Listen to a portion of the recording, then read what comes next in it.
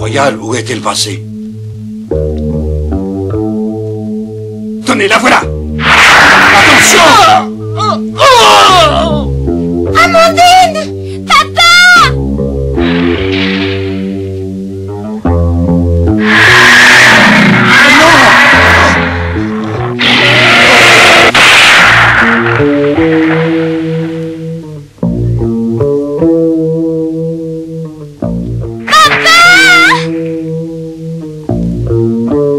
Tu l'as tué!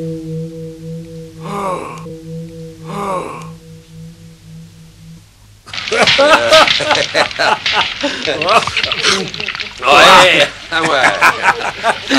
Allez, dis donc, ouais.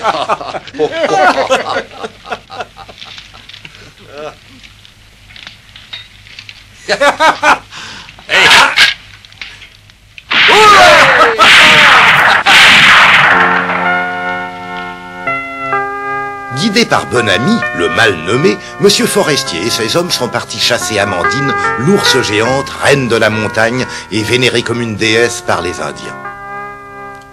Pour sauver ses petits, Amandine attire les chiens et les chasseurs sur ses traces, loin du repère où les oursons sont cachés.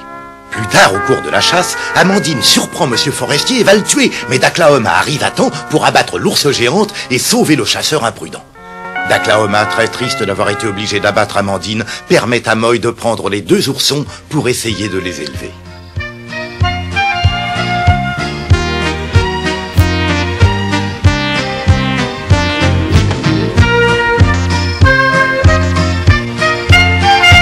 Voilà, c'est ça, dormez, reposez-vous. Je suis votre amie, vous risquez rien ici. Personne n'essaiera plus de vous faire de mal parce que mon papa et moi, on sera là pour vous protéger.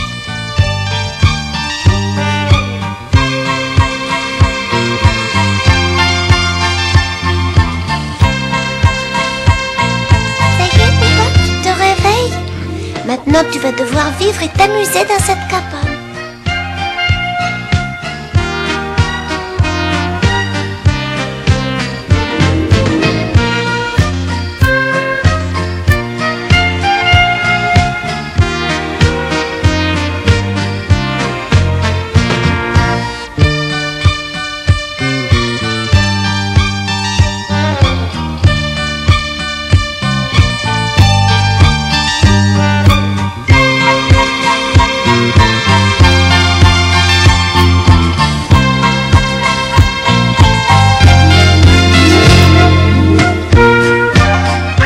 Je vois que tu commences à avoir envie de jouer.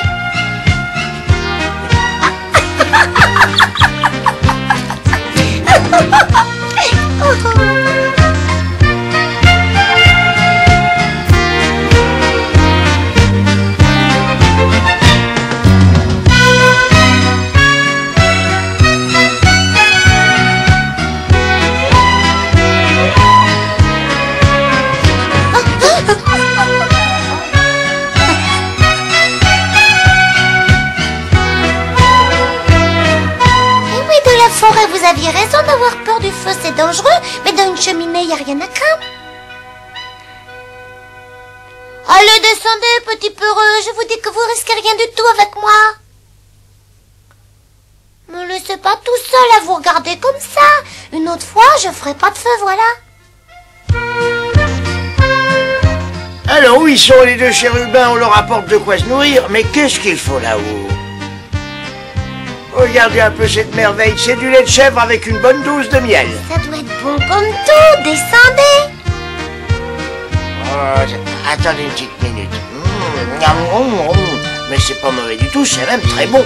Si je m'écoutais, j'avalerais tout. Seulement, je me demande si ça ressemble à du lait d'ours. Qu'est-ce que tu en dis? Ça, je ne sais pas.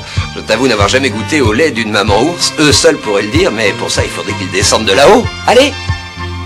Mais faut pas s'inquiéter, ils finiront bien par venir manger. Vous savez, dans le temps, j'ai connu un trappeur qui élevait des oursons. Il m'a dit qu'il leur donnait bien du lait de chèvre. Seulement, il y a un petit secret. Ah, quel secret? Quand on prépare à manger, il faut préparer une écuelle pour chacun des oursons. Et surtout, pas tout mettre ensemble. Sinon, ils se chamaillent entre eux pour savoir qui passera le premier et qui en mangera le plus. Exactement comme nous quand on était tout petit.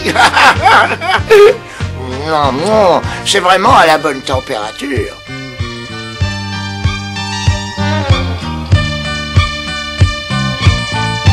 Eh oui, c'est bon, venez. Le lait vient de nos chèvres et le miel, c'est mon papa qui l'a récolté dans un endroit secret de la montagne. Y a pas de raison d'avoir peur. C'est très bon. Je pense qu'il faudrait peut-être un peu reculer pour les laisser s'approcher du lait sans crainte. Oui, c'est vrai, c'est ce que j'allais justement dire. Allez, mais qu'est-ce que vous attendez?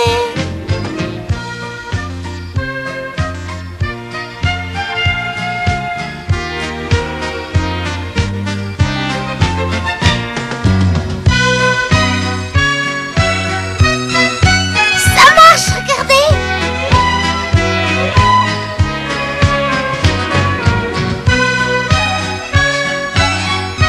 Alors, qu'est-ce que vous en pensez de notre petite mixture? Ça sent bon, hein? Pourquoi ils n'y touchent pas? Ah ben, ils ont sûrement senti la différence d'odeur avec celle du lait de leur mère. Ou alors peut-être que tout simplement, ils n'ont pas faim. Oh, mais oncle Émile, ils ont forcément faim. Ils ont rien mangé depuis qu'on les a chez nous. Allez, approche Bouba, toi aussi, Frisquette. Si vous mangez pas, vous deviendrez pas grand. Oh, ça y est, cette fois. Ah, regardez, Frisquette va manger. Oh!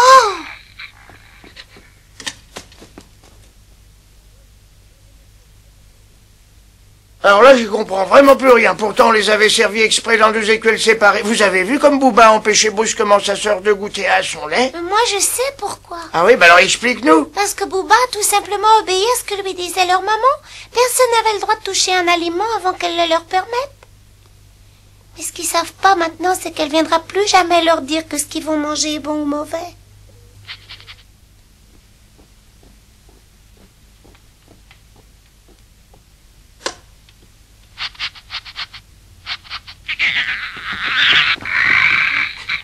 On dirait qu'il a peur de ce fusil. Vous croyez qu'il sait que c'est lui qui a tué leur mère? Non, ils ne peuvent pas le savoir.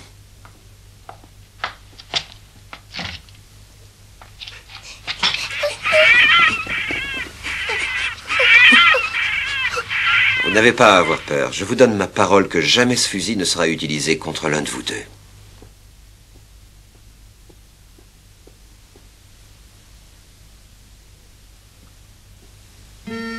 Dis-moi, j'en profite pendant qu'on est seul pour te dire que j'espère que tu ne crois pas que ton père a accepté de chasser Amandine à cause de l'argent de Monsieur Forestier. Pourtant, c'est bien lui qui l'a abattu. Je ne prétendrai pas le contraire. D'ailleurs, tu l'as vu de tes yeux. Et s'il a tiré sur la pauvre Amandine, c'est uniquement pour sauver la vie de Monsieur Forestier, parce qu'elle l'aurait mis en pièces sans ton papa. Et oui, oncle Émile, je le sais. Moi qui le connais bien, je te parie qu'en ce moment, ton père est allé demander pardon de son geste à l'âme d'Amandine.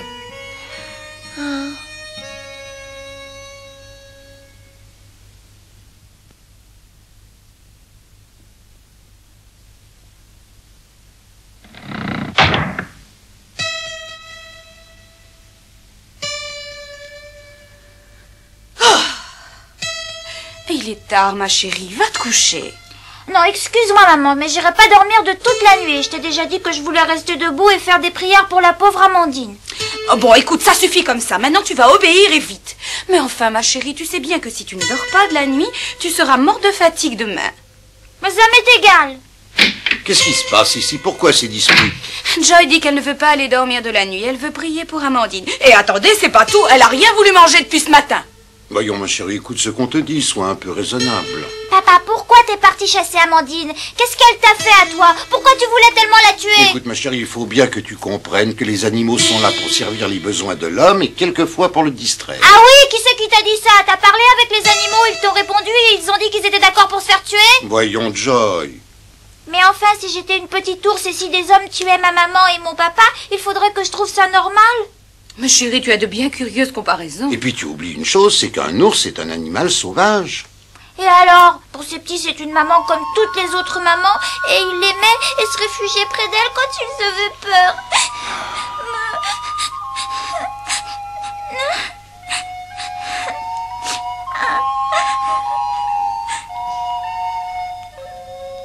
Oui, c'est vrai, tu as raison. On devrait toujours penser que les animaux éprouvent des sentiments et des douleurs comme n'importe quel être humain. Je n'irai plus jamais chasser de toute ma vie.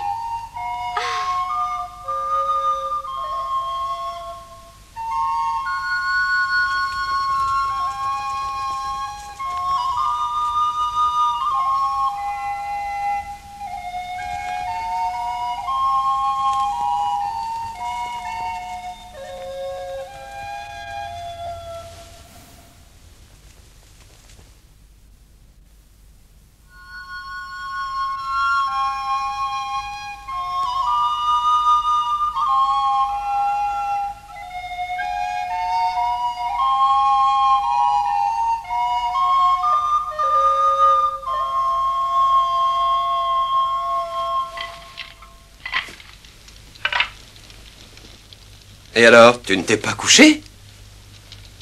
Bonjour.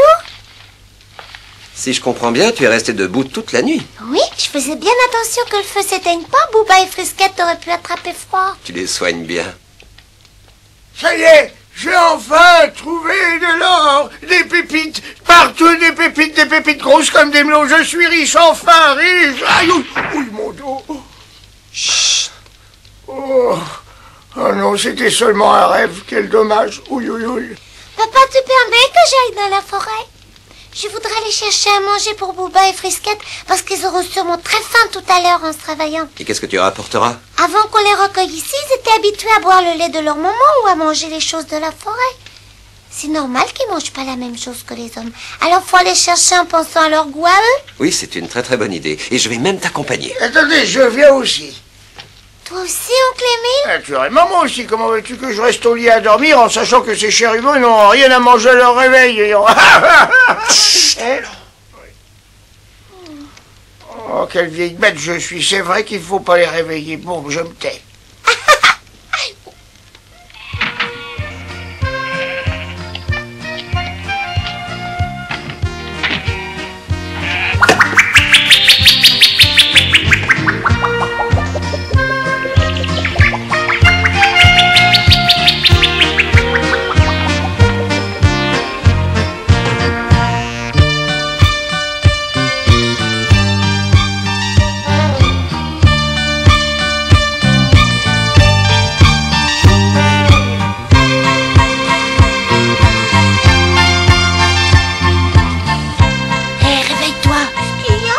Regarde, on est seul.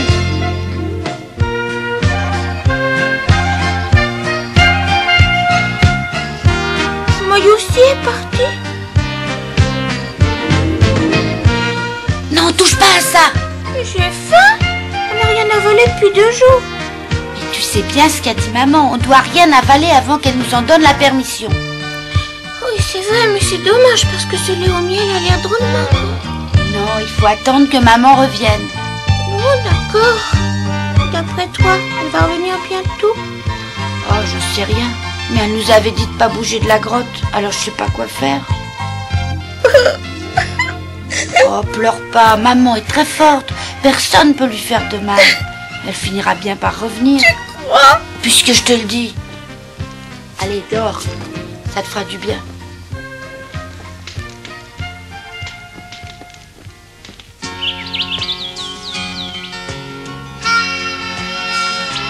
Dis papa, t'as une idée de ce que des petits ours ils peuvent bien manger dans la montagne? Les ours, ça mange un peu de tout. Mais quand ils sont jeunes, je suppose qu'ils doivent manger des fruits sauvages.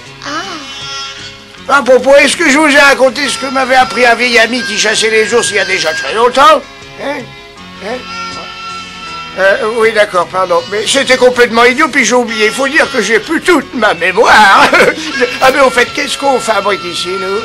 D'abord, on attend que tu arrêtes de parler. Ou alors, si on commence à t'écouter, on en a pour toute la journée. Oui, tu as raison. Mais qu'est-ce que tu veux? C'est tout ce qui nous reste à nous les vieux, la faculté de parler. Alors on en profite. Ah, ça y est, je me rappelle. On est parti chercher à manger pour tes 2 nouveaux enfants, d'Aklaoma. Mes nouveaux enfants? Ah oui, les 2 jours sont Bouba et Frisquette. Et pour moi, c'est comme si j'avais 2 nouveaux petits-neveux. Alors quand on y pense, c'est tout à fait normal qu'on aille leur chercher de bonnes choses pour les nourrir. C'est normal. Allons-y.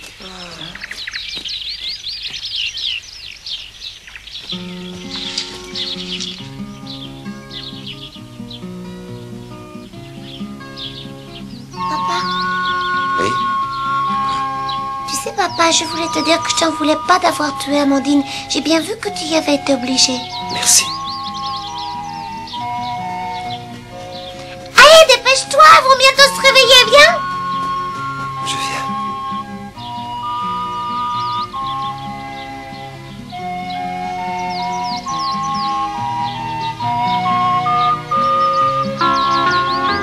Oui? Oui papa. Je te promets solennellement de veiller sur ces 2 petits ours comme s'ils étaient mes propres enfants. Exactement comme sur toi. Je le dois à Amandine, la reine de la montagne, que j'ai été obligé d'abattre. Oui, moi aussi je m'occuperai bien d'eux. Si tu les traites comme tes enfants, moi je les traiterai comme mon frère et ma sœur. Écoute-moi, c'est très important.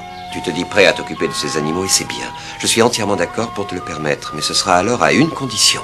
Quelle condition, papa? Bouba et Fresquette vivront avec nous dans notre cabane. Nous leur fournirons de quoi manger et nous les protégerons contre tous les dangers possibles. Mais nous devrons un jour les laisser retourner dans la montagne. Les laisser repartir dans la montagne? Oui, parce que tu dois comprendre que tu ne leur apporteras pas le bonheur en voulant les faire vivre exactement comme des êtres humains. Ils voudront plus tard courir librement dans la nature et mener leur propre vie comme ils le veulent. Pour l'instant, nous ne pouvons pas les laisser seuls dans la montagne. Ils seraient vite dévorés par les coyotes ou les autres animaux sauvages. Nous devrons les nourrir et les protéger comme l'aurait fait leur mère, et faire le nécessaire pour les aider à grandir normalement. Rappelle-toi bien mes paroles, mon fils. Quand je parle de les aider et de les protéger, je ne parle pas seulement de leur apporter leur écuelle de lait et de les traiter comme s'ils étaient des chiens ou des chats. Je parle surtout de leur apprendre la sagesse et le courage qui leur permettront de mener une vie normale quand ils seront adultes. Ouais, je comprends. Tu en es bien certain? Nous devons faire tout ce que leur pauvre mère aurait fait si elle était restée en vie. Et crois-moi, ce sera un travail difficile. Pourtant, notre devoir sera de réussir à bien l'accomplir. Oh, j'ai compris, papa, et je te promets que de mon côté, moi, je l'accomplirai. Oui, j'en suis sûr.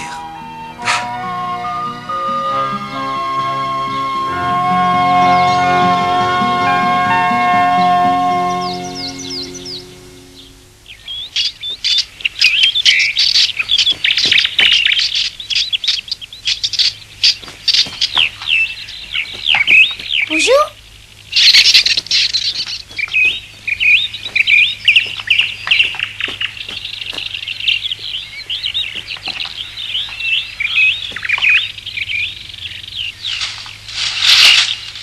Je me demande bien comment les ours peuvent aimer ça. J'ai entendu dire qu'ils en raffolaient. Ah, c'est peut-être bon, au fait, je vais y goûter. Oh, c'est dégoûtant.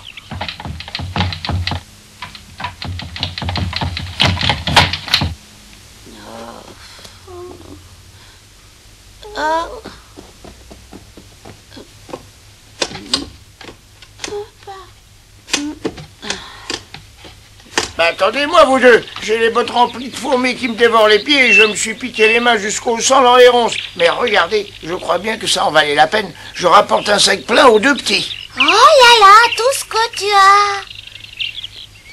Mais qu'est-ce que c'est que ça? Ça, mon petit boy, c'est de la gourmandise pour les ours. Mais je vais te parler franchement, j'ai fait la bêtise d'y goûter il y a un instant et crois-moi, je préférerais encore avaler un crapaud tout cru. Oh, j'entends le pas d'un cheval qui approche.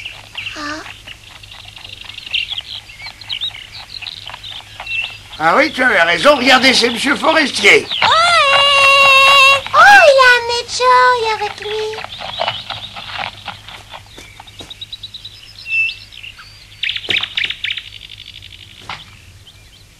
Bonjour.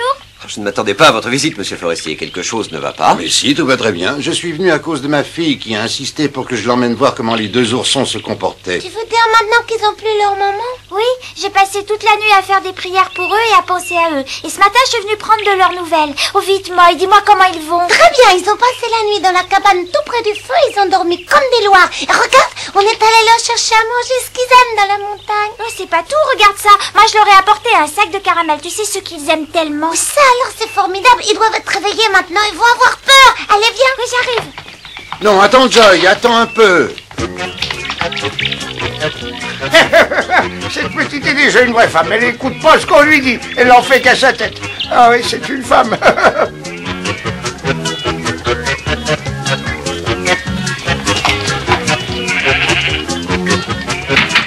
Bouba, Fresquette.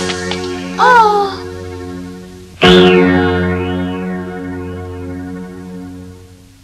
Ils sont partis. Mais où ça?